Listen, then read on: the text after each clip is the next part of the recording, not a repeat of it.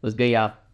So I know it's been a minute since my last upload. I've been going through some real life stuff, but last night something happened where I couldn't resist. I needed to come back on here and talk to you guys about it, and that is, of course, the New York Knicks blowing their 14-point fourth quarter lead in Game 1 of the Eastern Conference Finals to the Indiana Pacers. In case you guys don't know, I am a New York Knicks fan.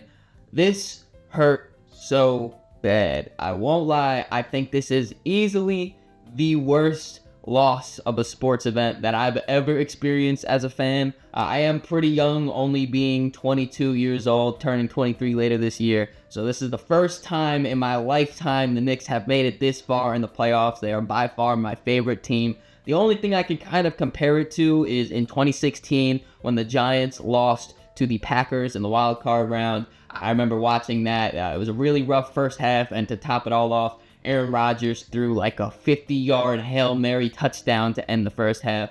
I was super deflated. That's how I was feeling after this game. Game 1, I know it's early in the series, but it was just soul-crushing to lose this game.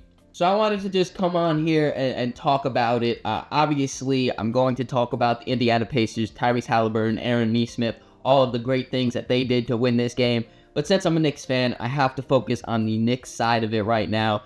And it is just completely unacceptable to lose this game. Like I said, they were up 14 points with less than 3 minutes left. And they closed the game out on a 20-4 run, giving up 20 points to the Indiana Pacers. 6 straight threes by Aaron Nesmith. Again, there's a lot of blame to go around, but it's absolutely unacceptable. I think overall, the intensity of the Knicks definitely let up. I think they thought it was in the bag. They did it. They won the game, and that is not the case at all. I mean, we've seen timeless times. This playoffs alone, the Indiana Pacers are the team that will never give up despite being down 7 with 30 seconds left or in an impossible type of situation to win. The Pacers don't care. They will try the hardest to come back and come back. We've seen it happen now 3 times against the Knicks, against the Cavs, and against the Bucks. So I think that the Knicks kind of let off the gas a little too easy. That led to Aaron Nesmith starting to hit these threes. I know Tyrese had a big shot in there as well. And all around, like I said, I'm going to keep saying it, unacceptable. And it's not only just giving up the open shots on the perimeter, because that I can kind of deal with. They had a big cushion. Like, obviously, we see it all the time where teams will hit a 3 to make it look closer than what it really was in the game, but the team will usually close it out. They'll hit their free throws and close it out. The Knicks weren't trying to do that. It started off first with that bad turnover to OG. He bobbled the ball. Brunson had it. It was an easy bounce pass down to him. He could have went up for the dunk, bobbled it. Siakam, great defense by him. Pacers ball. They went and scored again. Then it was a missed free throw by Karl-Anthony Towns, a missed free throw by OG Anunoby, and then that absolutely insane shot by Tyrese Halliburton. I don't even know how to explain what I was feeling in that moment, because as soon as he stepped back and shot the ball, it hit back rim, and just seeing how high it went up in the air, I had no doubt in my mind that that ball was going in, unfortunately. The Knicks did get saved, though, by 2 centimeters. His foot was on the line. Gave me flashbacks to KD against the Milwaukee Bucks a few years ago. Crazy shot. I know he did the choke thing and everything, and I was distraught at that moment. I was in shock, looking at my TV like, how did we let this happen? But we had overtime, so I was like, all right, Jalen Brunson, Captain Clutch, whatever, just we need to pull this game out. I cannot handle losing this game 1 in this fashion. And in overtime, honestly, the Knicks didn't look that bad. I feel like the Pacers obviously had all the momentum there, but the Knicks did a good job at fighting back. And every time the Pacers scored, the Knicks would respond back then. It just, again, came down to the little things here. And it started off with Josh Hart letting up a backdoor cut because he fell asleep on defense. Andrew Nembhard just had the easiest cut of his life. Tyrese dropped off the pass to him. Easy lay. The Knicks were up 1, then gave up that, and were down 1.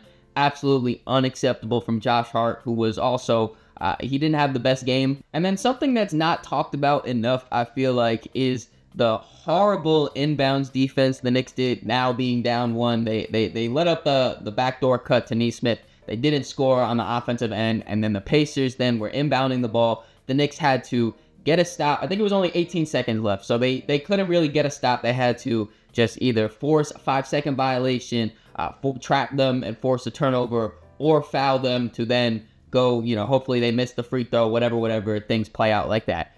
The Knicks did not do any of those three things. They have so consistently throughout this playoffs and throughout the regular season as well since becoming healthy, they have a defensive lineup that they close games out when it's just a one possession they need to stop. They send out their OG Mikal, Josh Hart, and then they sub in Mitchell Robinson and Deuce McBride. That is their defensive lineup. It makes sense. It's their best 5 defenders on the court at once. Deuce and Mitch, they get subbed in for this last final crucial defensive possession.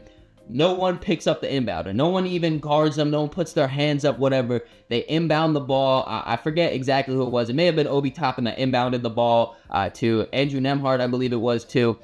Mitchell Robinson and Deuce, they kind of both fake show that they're going to go on to Andrew Nembhard and then kind of go back. Don't play any defense. They're just playing in open space, and that leads to a wide open dunk to Obi Toppin. He dunks it. Should have been a foul as well. Obviously, I know the refs aren't going to call it in that situation, but it shouldn't have been that easy. We should have been pressuring the inbounds. Mitchell Robinson, you're 7'3", super long wingspan. Maybe you just disrupt them enough, force a 5-second, I don't know, something. Or you force them into a tough throw-in, 2 people double, then you force a jump ball or something.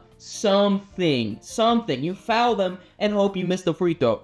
No, let's just let open a wide open dunk to a slam dunk champion. Let's just do that. Yeah, that makes perfect sense. Great job, guys. And then that was basically the dagger. That was what, did the Knicks in. They did have one final shot where Jalen Brunson, he airballs the 3. Josh Hart got the rebound and kick it back out to Karl-Anthony Towns.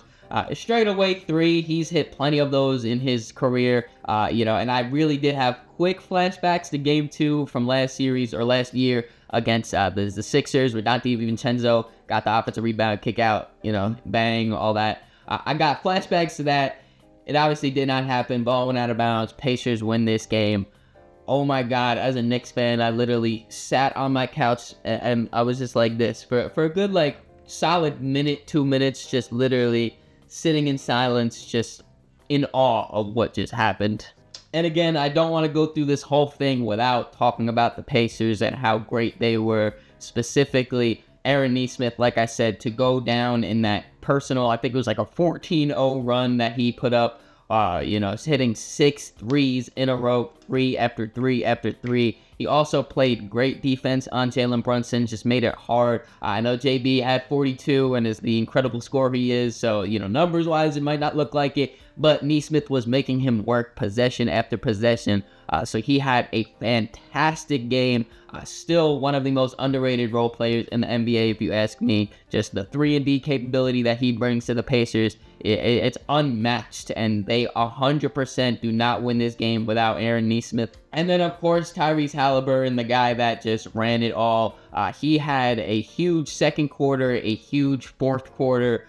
Just closing out those halves are super important in these playoff games, and Tyrese, he did that to perfection. Of course, that absolutely incredible, crazy shot. I mentioned before that the Pacers have done something similar against the Bucks, against the Cavs, and almost to a T, where they have these incredible comebacks, these improbable comebacks, and Tyrese usually caps it off with a crazy shot that he did. That step back foot on the line, long 2, was incredible. To close out Game 5, I believe it was, against the Bucks, was incredible. That Game 2 in Cleveland to upset them and go up 2-0, incredible. Tyrese Halliburton, after being rated the most, or being voted the most overrated player in the NBA, is proving that he is probably one of the most underrated players in the NBA. He is really climbing to that top tier level player as a playmaker, as a scorer, as a shooter, as a guy that can compete.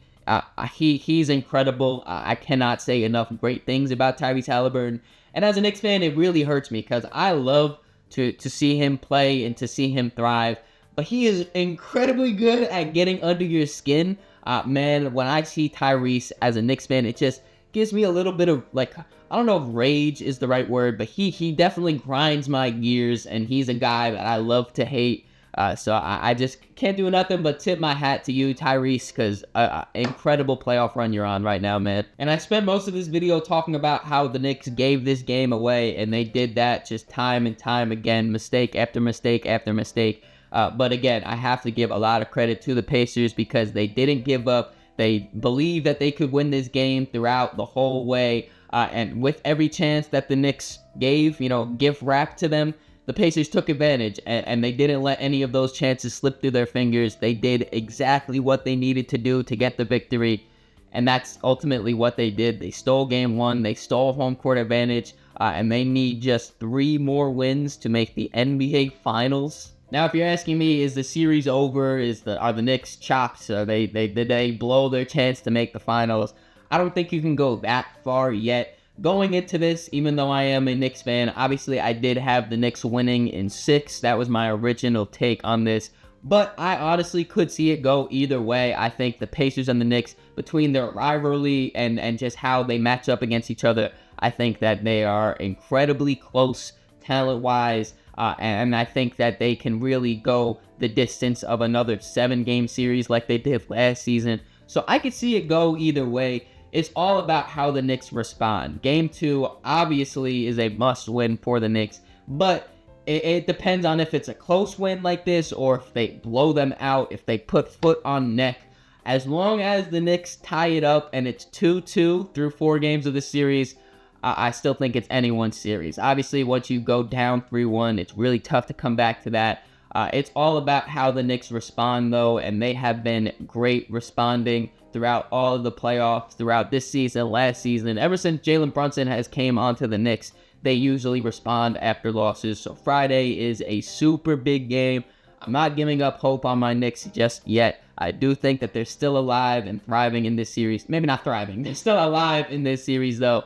Just need a big game 2 to come back. Final thoughts, I guess. OG Anunoby, we need you to be better. We blew a great game by Jalen Brunson, who had 42. A great game by Karl Anthony Towns, who was hitting his threes. He had 30-plus points. Mikal Bridges had great stretches of offense throughout this stretch. Mitchell Robinson continues to dominate when he's on the court.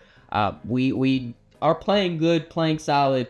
Just had little things slip through the cracks, and the Pacers, they grabbed up at everything, every single one of those opportunities, and they did that. They won game 1.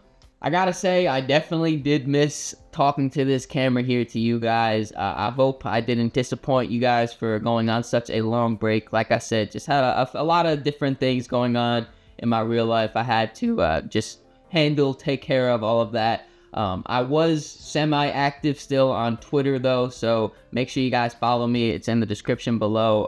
In case I go on another one of these breaks, I'll always be updating on my Twitter, so make sure you follow that one. I don't know how consistent videos will be throughout the playoffs, throughout the off season. I'm hoping to eventually come back to my regular 2 videos a week. But we're just going with the flow here. So I hope you guys enjoyed this video. If you did, make sure to leave it a like, subscribe so you don't miss the next one. In the description, there's links to all my social media, so make sure you follow me on all those to keep up to date with me. Catch you out.